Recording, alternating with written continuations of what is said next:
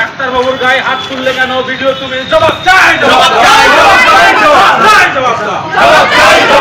Doctor বাবুর গায়ে হাত তুললে কেন ভিডিও তুমি জবাব চাই জবাব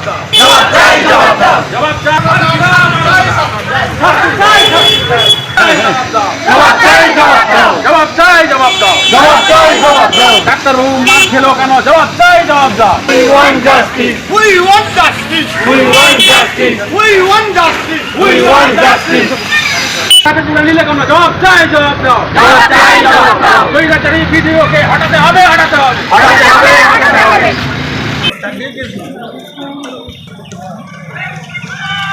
না, আমিও আজকে সকালে শুনলাম, মানে আমি নিজে এখনো অবধি দেখে উঠতে পারিনি যে এরকম সিসিটিভি ফুটেজে দেখা যাচ্ছে।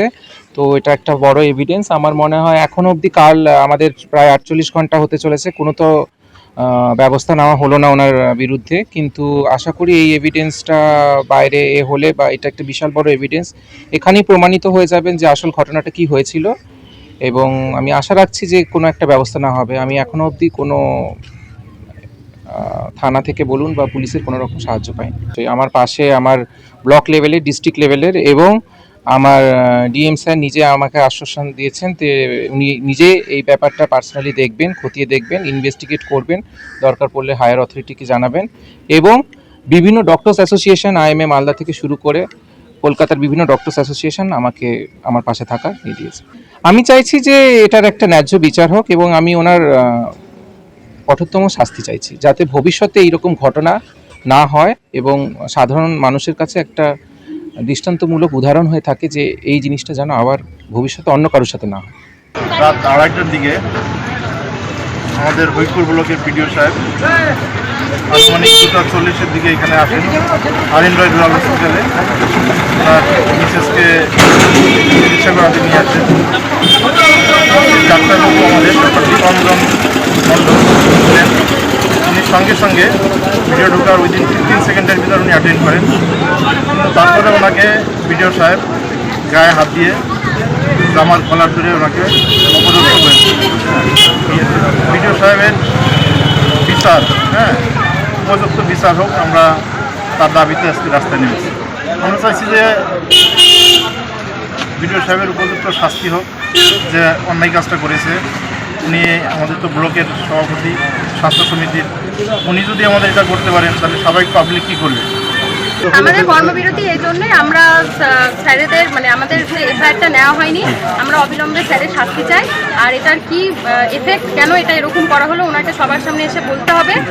এটাই আমরা এরপর আমরা কর্মবিরতি করব, এটা আমাদের আগাম আমরা জানিয়ে দিলাম। আমরা আজকে 2 ঘন্টা মতো আমরা পরিষেবা অব্যাহত আছে, পরিষেবা আমাদের এমার্জেন্সি অবশ্যই থাকবে, কিন্তু এরপর যদি কোনো রকম অ্যাকশন না নেওয়া হয় আমরা কর্মবিরতি করব। আমরা ভীষণই আনসেফ। আমরা এখানে কোনো রকম ডিউটি, ইভেন সেই নাইটে আমরা ভীষণ আনসেফভাবে ডিউটি করেছি। এত হ্যারাসমেন্ট, এরকম সিচুয়েশন, প্রত্যেকটা পেশেন্ট পার্টি সেই মুহূর্তে আতঙ্কিত ছিল। আমরা ঠিকমতো সেদিন ডিউটি করতে পারিনি। অতএব এরকম আমরা মানে উইদাউট প্রোটেকশন, উইদাউট এরকমভাবে আমরা ডিউটি করতে পারবো না। মানে আমরা এখানে ডিউটি করতেই পারবো না। এরকম ইমিডিয়েট কিছু অ্যাকশন আমাদের নিতে হবে। সবাইকে নয়তো আমাদের এখান থেকে ট্রান্সফার, সবাইকে একসাথে, যত এমও, যত জিডিএস স্টাফ, যত ডক্টর, যত নার্সিং স্টাফ যে আছে সবাইকে আমাদের ট্রান্সফার করবে। কারণ আমাদের হরিপুর ব্লকের যিনি বিডিও রয়েছেন, স্বাস্থ্য আধিকারিক জনপ্রতিনিধি, তিনি অনেকবার গতকাল রাত 2:40 নাগাদ উনি এখানে এসে কর্মরত ডাক্তারবাবুকে মারধর করেছেন, ইচ্ছে মতো মারধর করেছেন এবং সেখান থেকে রক্তক্ষরণও হয়েছে, তার নখ ভেঙে গেছে এবং কয়েকটা জায়গায় যথেষ্ট রকম ইনজুরি হয়েছে এবং তিনি মানসিকভাবে বিপর্যস্ত হয়ে গেছেন। এবং এই ঘটনাটা শুধুমাত্র গতকালই ঘটেনি, এর আগেও এই বিডিও সাহেব অনেকবার হসপিটালে এসে আমাদের স্বাস্থ্যকর্মীদের হ্যারাসমেন্ট করেছেন, তাদের সাথে অভব্য ব্যবহার করেছেন। তো এই জিনিসটা আমরা মেনে নিতে পারছি না, এটা আমাদের। এবং উনি এর আগে এমনও হয়েছে যে লেবার রুমে যেখানে প্রসূতি মায়েরা আছেন, গর্ভবতী মায়েরা আছেন, সেখানে উইদাউট পারমিশন, কোনো অথরিটিকে না জানিয়ে উনি সেখানে ঢুকেছেন। তো এইরকম ব্যবহার ওনার কাছ থেকে আমরা রেগুলার বেসিসে পেয়েছি।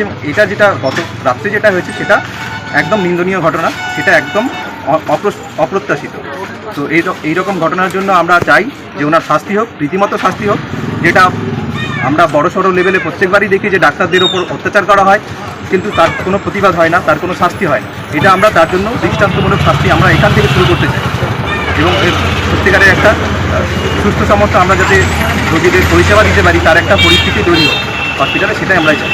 আমরা তার জন্য আজকে আমরা পথে নেমেছি, এই প্রতিবাদ সভা আমরা করছি, এবং রোগীর পরিষেবার কোনো রকম যাতে ব্যাহত না হয় সেরকম সব কিছু বজায় রেখে তারপরে আমরা প্রতিবাদ করতে নেমে। এটা আমরা আপাতত 2 ঘন্টার জন্য আমরা করছি পথবিরতিটা। এরপরে যদি কোনো রকম ব্যবস্থা না হয় তারপরে এর থেকেও আমরা বড় কর্মবিরতির দিকে যাওয়ার কথা ভাববো।